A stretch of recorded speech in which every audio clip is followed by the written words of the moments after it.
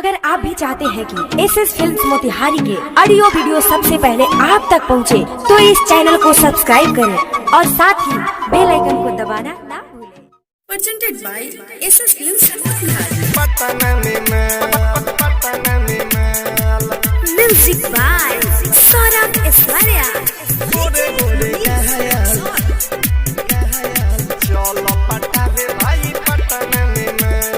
दूधनियन होके सके गोरे गोरे घायल चल पटावे भाई पटन में माल। दूधनियन होके सके गोरे गोरे घायल चल पटावे भाई पटन में माल। बन ठन के सब घूमेली हो, बन ठन के सब घूमेली ओकनी के देखी के बिगड़ जाला हाल। दूधनियन होके सके गोरे गोरे घायल चल पटावे भाई पटन में माल। दूधनियन होके सके गोरे गोरे घायल चल पटावे भाई पटन में माल। Saurabh digital recording studio Patna.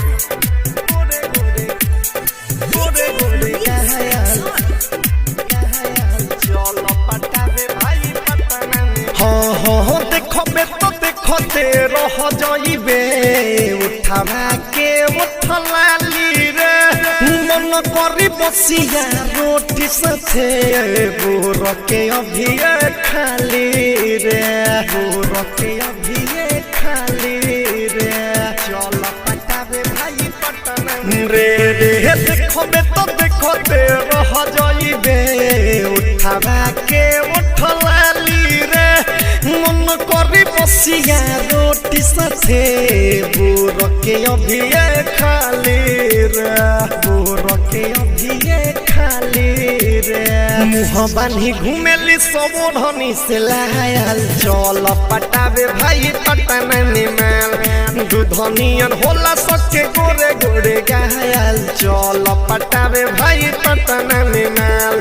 बन ठन के सब घूमेली हो, बन ठन के सब घूमेली ओकनी के देखी के बिगड़ जाला हाल। दूधनियन होके सके गोरे गोरे घायल चल पटावे भाई पटन में माल।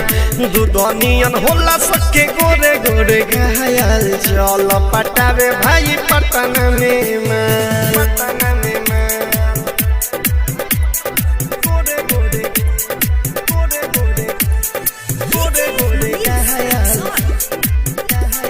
चल पटावे भाई पटन में माल। किसन सुधीर तू चल साथे मजा बहुत आई रे। सौरभ सवरे से कहतनी कौन होल गाई रे, कौन होल गाई रे चल पटावे भाई पटन में हो। बरब सुधीर तू चल साथे मजा बहुत आई रे।